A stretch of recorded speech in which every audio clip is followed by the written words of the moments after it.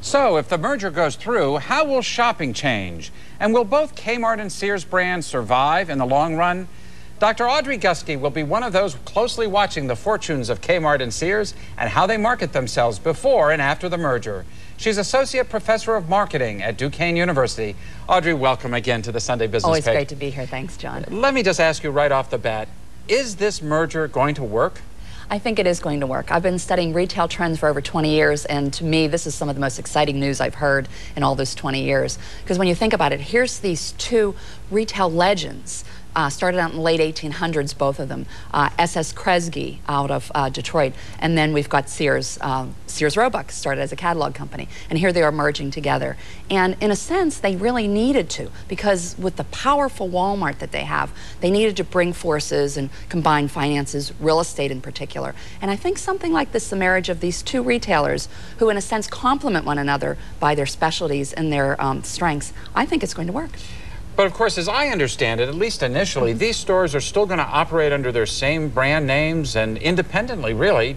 How does that make it more successful against Walmart? Well, initially they will, but they're going to be combining, as the piece before us said, some of their merchandise. So you'll be seeing more and more of the Martha Stewart, Route 66, Sesame Street in the Sears stores, all the brands that Kmart has been very successful with. And then Sears will be able to bring their appliances, the Kenmore appliances and Craftsman tools to Kmart. When you think about the positioning of these stores in most of Middle America, you've got the Sears stores, which are in the mall types of areas, and you've got Kmart's, which are located more in the suburbs. And so for a lot of areas, there's no real overlap. And so it's really a nice marriage of the two retailers. Of course, in the end, what really drives business at a Walmart and perhaps at this merged store is going to be pricing. Absolutely. Can they get their prices down to compete with Walmart? That's such a giant retailer. Right, and I think one of the strengths that Walmart has is because it's such a huge mega conglomerate, they were able to have this tremendous buying power. Well, when you combine Sears and Kmart now together, in a sense, they also are able to have this huge buying power.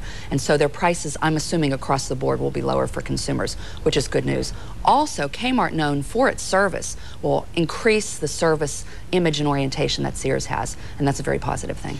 You say Kmart is known for its service. What do you mean by that? Well, when you think of what consumers want, they want low prices and good quality service. They want someone in the store approaching them. They want short checkout lines. And from a lot of the studies they've done, Sears has been hurting as far as the service they're providing, and Kmart has been holding its own. Walmart is still the best, and Target is number 2, which is the way they fall in line as far as amount of sales they have.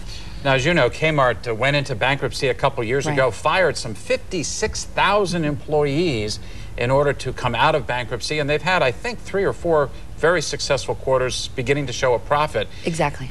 More firings in the offering because of this merger, and will that affect people who work for either Kmart or Sears in the western Pennsylvania area? When you've got a merger like this, chances are you're going to have some firings because you're combining forces, particularly in the corporate realm. So maybe some of the advertising and marketing and financial people will be merged and may lose jobs. I think at least in the short run, for people who are working within the stores, particularly in the Pittsburgh area, I think their jobs are very secure, and so I don't think they have to worry necessarily.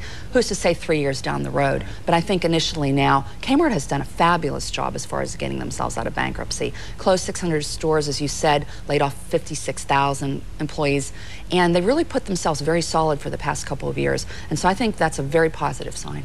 Will shoppers notice much of a difference? I know there was a reference in the piece here to the holiday season, and that season, of course, is beginning now. If people go into a Kmart or into a Sears over the next few weeks, is there really going to be any difference? I would think probably not next couple weeks, but there is a buzz created. There's an excitement. Consumers are not seeing Kmart and Sears as the two losers that they have been seeing them over the past couple of years, and so they're seeing some energy and vigor and really a wonderful exciting thing, and this is perfect timing. And so I think that the buzz is going to continue, and I think their sales are going to be very solid this holiday season. If you were advising both of them, Sears and Kmart, what would you say? Cut prices a little bit, do a little something special for the Christmas season? Of course, always cut prices, good promotional types of things, improve the customer service, and I think they need to play this business story out to the consumers as much as they possibly can, even hint at some of the things they're going to be seeing. You've got a Blue Light Special store, and you've got a major catalog, you know, in the past,